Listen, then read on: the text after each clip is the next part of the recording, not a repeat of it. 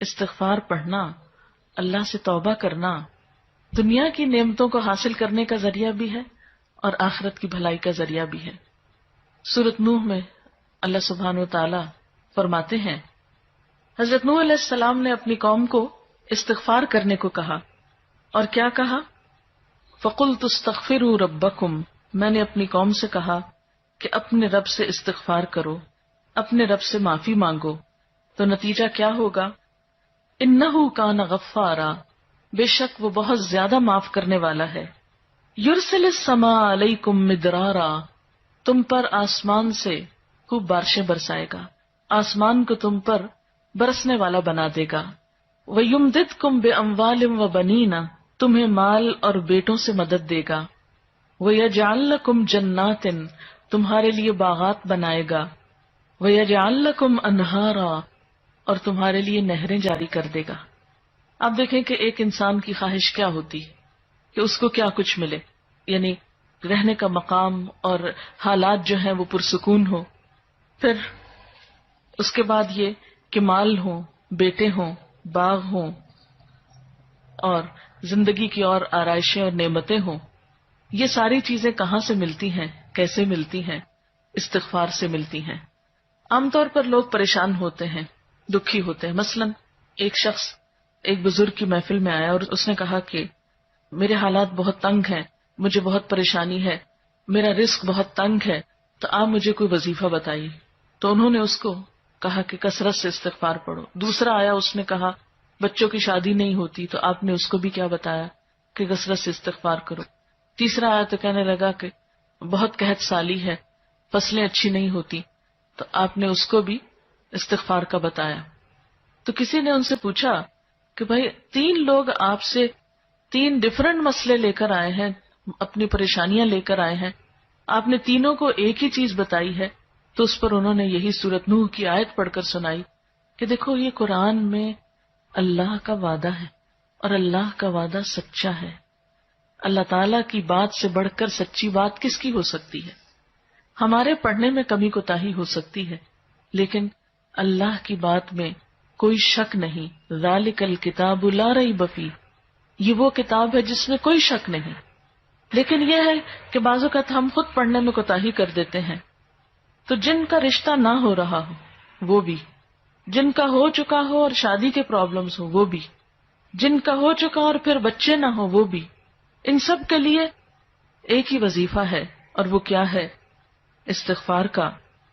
پھر اسی طرح ایک اور جگہ پر ایک اور پیغمبر نے اپنے لوگوں سے کہا وَاسْتَغْفِرُوا رَبَّكُمْ ثُمَّ تُوبُوا إِلَيْهِ إِنَّ رَبِّي رَحِيمٌ وَدُودٌ، اپنے رب سے معافی مانگو اور اس کی طرف پلٹ آؤ، بے شک میرا رب رحیم ہے اور اپنی مخلوق سے بہت محبت رکھتا ہے۔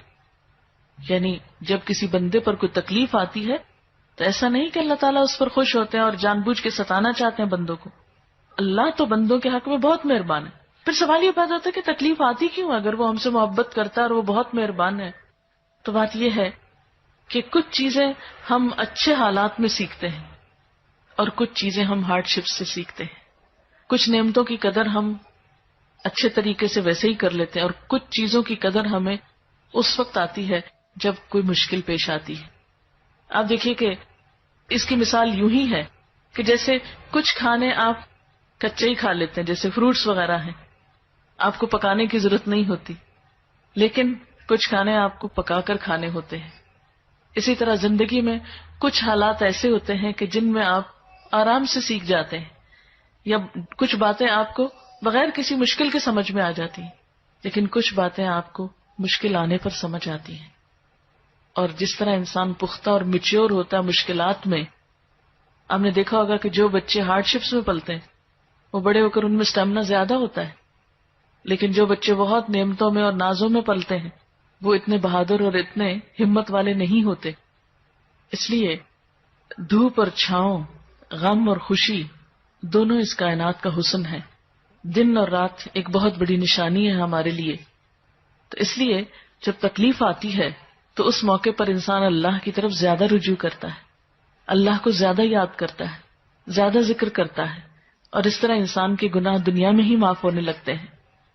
ایک اور جگہ پر آتا ہے وَأَنِسْتَغْفِرُوا رَبَّكُمْ ثُمَّ تُوبُوا إِلَيْهِ يُمَتِّعْكُمْ مَتَاعًا حَسَنًا، اور یہ کہ تم اپنے رب سے معافی چاہو اور اس کی طرف پلٹ آؤ تو وہ تم کو اچھا سامان زندگی دے گا. یعنی دنیا کی اچھی نعمتیں کس سے ملیں گی؟ استغفار سے. اور اس کے لیے دعائیں کیا ہیں؟ ربنا اغفر لنا، یہ قرآن پاک کی دعائیں ہیں استغفار کی. ربنا اغفر لنا ذنوبنا واسرافنا فی امرنا وثبت اقدامنا. ایک اور دعا ہے ربنا آمنا فاغفر لنا وارحمنا وانت خیر الراحمین. پھر اسی طرح ربنا ظلمنا انفسنا وان لم تغفر لنا وترحمنا لنکونن من الخاسرین انت ولینا فاغفر لنا وارحمنا وانت خیر الغافرین.